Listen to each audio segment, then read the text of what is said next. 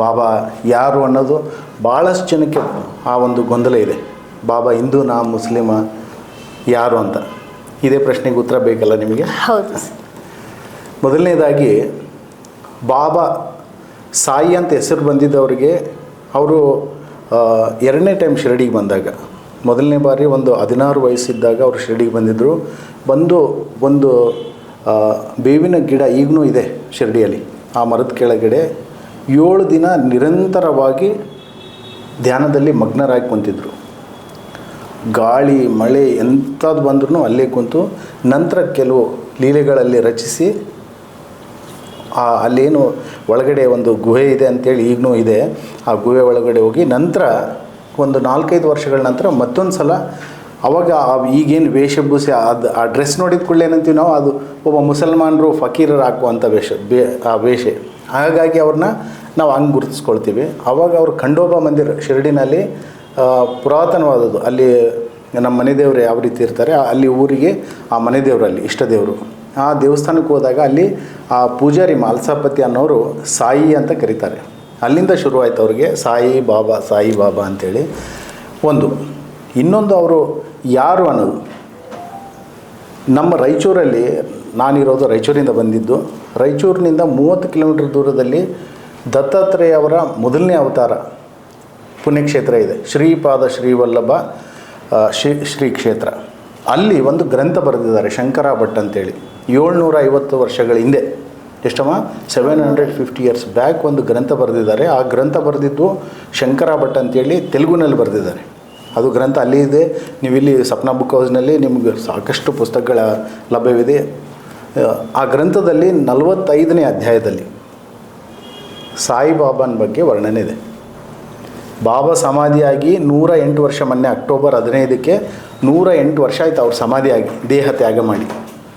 ಹೌದಾ? ಅದಕ್ಕಿಂತ ಹಿಂದೆ ಒಂದು 80 ವರ್ಷ ಅವರು ಇಡೀ ಜೀವನ ದ್ವಾರಕಾಮಾಯಿ ಒಂದು ಮಸೀದಿ ಏನಿದೆ ಆ ಮಸೀದಿಯಲ್ಲಿ ಜೀವನ ಕಳೆದಿದ್ದು. ಈ ಗ್ರಂಥ ಬರೆದಿದ್ದು 750 ವರ್ಷಗಳ ಹಿಂದೆ. ಈ ವಿಷಯ ಯಾರಿಗೂ ಗೊತ್ತಿಲ್ಲ. ಈ ಭಾಳಷ್ಟು ಯಾರು ಸಾಧು ಸಂತರು ಜ್ಞಾನಿಗಳು ಏನು ಹೇಳ್ತಾ ಇದ್ದಾರೆ ಅವರೆಲ್ಲ ಈ ಬಾಬಾ ಮುಸಲ್ಮಾನ್ ಅಂತ ಯಾಕೆ ಹೇಳ್ತಿದ್ದಾರೆ ಗೊತ್ತಿಲ್ಲ. ಯಾಕೆ ಈ ರೀತಿ ಪ್ರಚಾರ ಮಾಡ್ತಿದ್ದಾರೆ ಗೊತ್ತಿಲ್ಲ.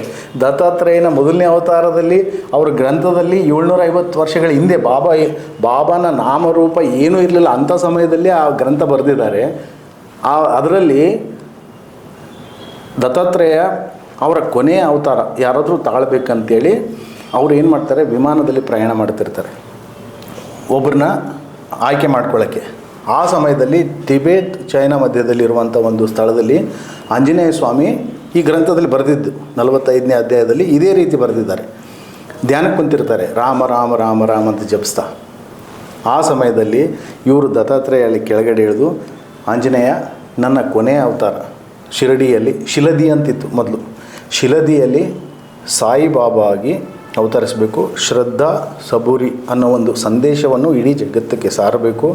ನಿನಗೆ ಬ್ರಹ್ಮ ವಿಷ್ಣು ಮಹೇಶ್ವರನ ಇಡೀ ಶಕ್ತಿ ಇರುತ್ತೆ. 1000 ವರ್ಷಗಳ ಕಾಲ ನಿನ್ನ ಶಕ್ತಿ ಮತ್ತು ನಿನ್ನ ಲೀಲೆಗಳು ಇಡೀ ವಿಶ್ವಕ್ಕೆ ಪ್ರಚಾರವಾಗುತ್ತೆ. ಎಲ್ಲರಿಗೂ ಕಲ್ಯಾಣ ಆಗುತ್ತೆ. ಸರ್ವಧರ್ಮ ಸಮಭಾವ ತತ್ವವನ್ನು ಬೆಳೆಸಬೇಕು. ಸಬ್ಕಾ ಮಾಲಿಕ್ ಏಕ್ ಅಂತೇಳಿ ಹೇಳ್ತಾ ಇರಬೇಕು. ಅಲ್ಲಾ ಮಾಲಿಕ್ ಅಂತೇಳಿ ಅದರಲ್ಲಿ ಬರೆದಿದ್ದಾರೆ ಆ ಗ್ರಂಥದಲ್ಲಿ.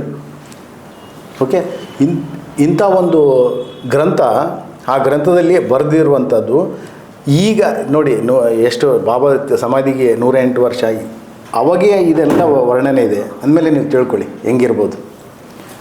ಈ ಪ್ರಶ್ನೆಗೆ ಇದಕ್ಕಿಂತ ಒಳ್ಳೆಯ ಉತ್ತರ ನಿಮಗೆ ಸಿಗೋಕ್ಕೆ ಸಾಧ್ಯ ಇಲ್ಲ. ಖಂಡಿತವಾಗಿ ಎಲ್ಲ ನಮ್ಮ ಸಿರಿ ಟಿ ವಿ ಚಾನಲ್ ವೀಕ್ಷಕರು ಎಲ್ಲರೂ ನೀವು ಈ ಗ್ರಂಥ ಓದಬೇಕು ಅಂದ್ಕೊಂಡಿದ್ರೆ ನೀವು ಸಪ್ನಾ ಬುಕ್ ಹೌಸ್ನಲ್ಲಿ ಶ್ರೀಪಾದ ಶ್ರೀವಲ್ಲಭ ಚರಿತಾಮೃತಮ್ ಅಂತೇಳಿ ಗ್ರಂಥ ಓದಿ ಯಾರ್ಯಾರು ಇಂಥ ಒಂದು ಪ್ರಶ್ನೆ ಕೇಳ್ತಾ ಇದ್ದಾರೆ ಅವರಿಗೆ ಇದೇ ಉತ್ತರ, ಈ ಪುಸ್ತಕನೇ ಉತ್ತರ. ಯಾಕಂದರೆ ನಾವು ಯಾರೂ ಬರೆದಿದ್ದಲ್ಲ, ಶಂಕರ ಭಟ್ ಅಂತೇಳಿ ಶ್ರೀಪಾದ ಶ್ರೀವಲ್ಲಭರ ಭಕ್ತರು, ಅದು ತೆಲುಗುನಲ್ಲಿ ಬರೆದಿದ್ರು, ಅದನ್ನು ಅನುವಾದಿಸಿದ್ದಾರೆ. ಸೊ ದಯಮಾಡಿ ಇದಕ್ಕಿಂತ ಒಳ್ಳೆಯ ಉತ್ತರ ನಿಮ್ಗೆ ಸಿಗ್ಲಿಕ್ಕೆ ಸಾಧ್ಯ ಇಲ್ಲ. ಇನ್ನೊಂದು ಏನಂದರೆ, ಯಾರೂ ಹಿಂದೂ ಮುಸಲ್ಮಾನ್ ಅಂತ ಇರೋದಿಲ್ಲ. ಆಧ್ಯಾತ್ಮಿಕ ಅನ್ನೋದು ಆಧ್ಯಾತ್ಮಿಕ ಅಷ್ಟೇ, ಅದು ಸ್ಪಿರಿಚುವಾಲಿಟಿ, ಅದು ಯಾವುದಕ್ಕೂ ಸೀಮಿತ ಇರೋದಿಲ್ಲ. ಎಲ್ಲ ಧರ್ಮಗಳಿಂದ ಏನೇನು ಒಳ್ಳೆಯ ವಿಷಯಗಳಿರುತ್ತೆ ಅದನ್ನು ತಗೊಂಡು ಅವನು ಒಂದು ದಾರಿಯಲ್ಲಿ ನಡೆಯೋದೇ ಆಧ್ಯಾತ್ಮಿಕ. ಹೌದಮ್ಮ? ಹೌದು, ಖಂಡಿತವಾಗ್ಲೂ. ಧನ್ಯವಾದಗಳು ಸರ್. ಇದೆಷ್ಟು ಈ ಹೊತ್ತಿನ ಸುದ್ದಿ. ಮತ್ತಷ್ಟು ಸುದ್ದಿಗಳಿಗಾಗಿ ನೋಡ್ತಾ ಇರಿ ಸಿರಿ ಟಿವಿ.